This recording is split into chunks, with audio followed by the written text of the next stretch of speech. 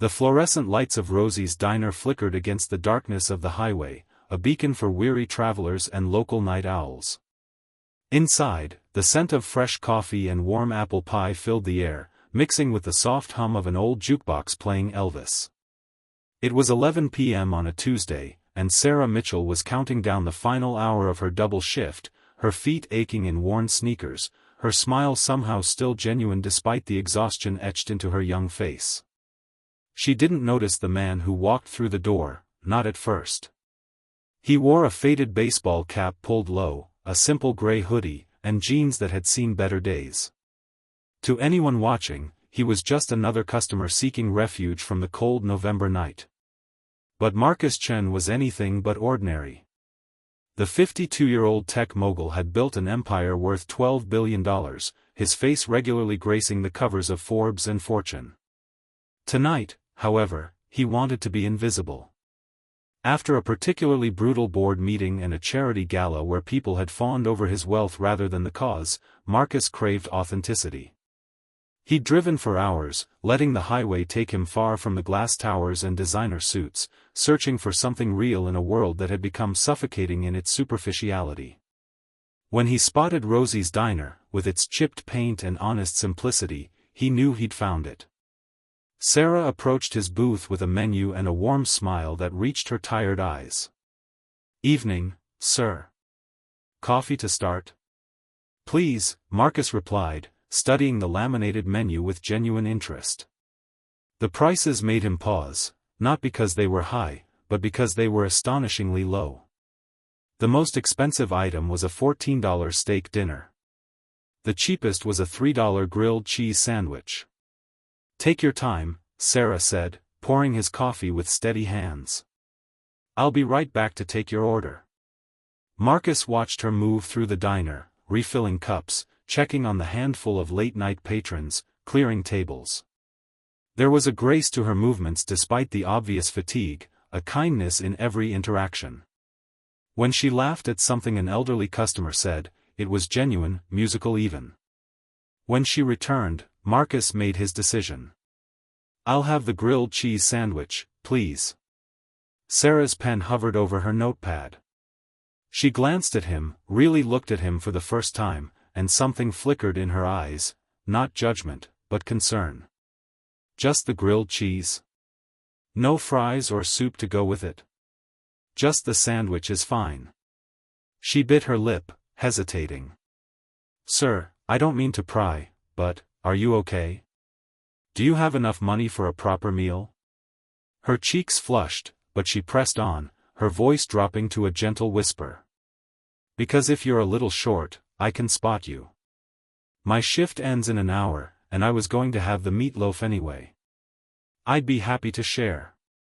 No one should go hungry." Marcus felt something crack open in his chest. Here was a young woman who was clearly exhausted, likely underpaid, offering to share her meal with a complete stranger. He could see the sincerity in her eyes, the genuine worry. "That's very kind of you, but I'm fine. I just have a taste for grilled cheese tonight." "All right," she said, though she didn't look entirely convinced. "But if you change your mind, the offer stands. And I'm making sure Hank puts extra cheese on that sandwich." As she walked away, Marcus noticed the way she paused at another table where a young mother sat with two restless children. Sarah slipped the kids extra crackers and coloring pages without being asked, never making the mother feel like she was taking charity. This wasn't an act. This was simply who she was.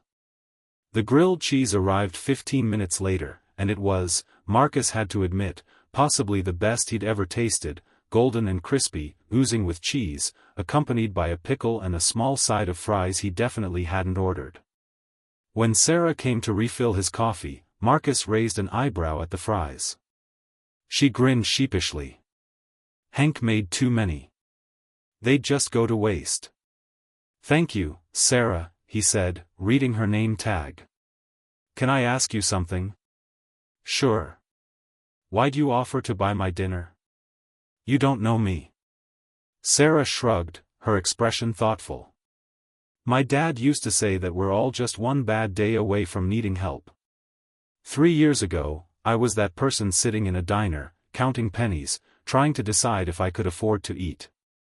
A waitress named Betty, who worked here before me, she bought me dinner.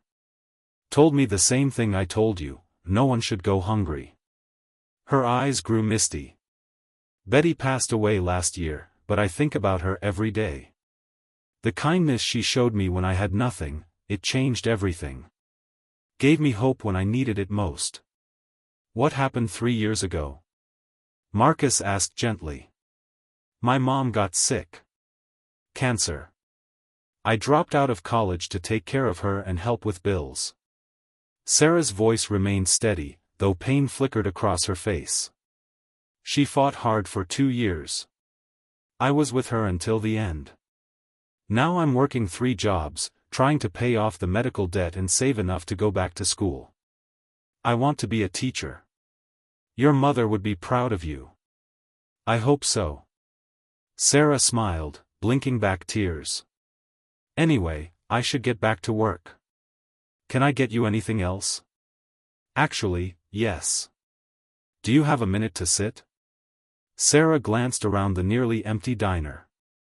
I suppose I could take a quick break. As she slid into the opposite seat, Marcus made a decision that felt more right than any business deal he'd ever closed. Sarah, I haven't been entirely honest with you. My name is Marcus Chen. Her brow furrowed. Okay. You don't recognize the name? Should I? He laughed, a genuine sound of relief. I own several technology companies. I came here tonight because I was tired of people treating me differently because of my money. I ordered the cheapest thing on the menu because I wanted to remember what it's like to be seen as just a person. Sarah's eyes widened. Oh. Oh. You're that Marcus Chen. My roommate reads about tech stuff all the time. You just donated $50 million to education initiatives. I did. And I'd like to do more. He leaned forward. Sarah, in the past hour, I've watched you treat every person who walked through that door with dignity and kindness. You offered your own money to feed a stranger. You slipped fries onto my plate. You made those kids smile. You checked on that elderly man 3 times to make sure he was okay. You did all of this at the end of a double shift, working through your own grief and financial struggles. I'm just doing my job, Sarah said quietly. No, you're being human in the best possible way. And it's rare. Incredibly rare in my world. Marcus pulled out his phone. I started a foundation 5 years ago focused on education and helping people who've fallen on hard times. We offer scholarships, pay off medical debt, and support people who are trying to rebuild their lives. I'd like to pay off your mother's medical bills. All of them. Sarah's hand flew to her mouth. What? No, I couldn't. You can, and you will. Consider it paying forward what Betty did for you. Additionally, we have a full scholarship program. If you're interested, I'd like to fund your education completely, tuition, books, living expenses, so you can focus on becoming the teacher you want to be. Tears streamed down Sarah's face. Why? Why would you do this? Because tonight, when you thought I might be struggling, you didn't hesitate to help. You reminded me why I started my foundation in the first place. It's not about tax breaks or good publicity. It's about people like you, like Betty, who keep humanity alive. Marcus smiled.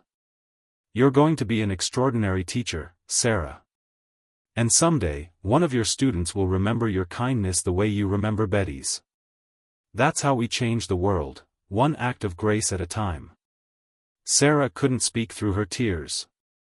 She simply reached across the table and squeezed Marcus's hand, a gesture of gratitude that transcended words. As Marcus left Rosie's diner an hour later, he dropped a $1,000 tip under his plate and walked into the night feeling lighter than he had in years.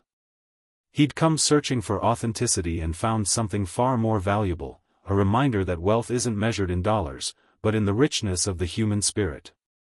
And Sarah, standing at the diner window watching his taillights disappear,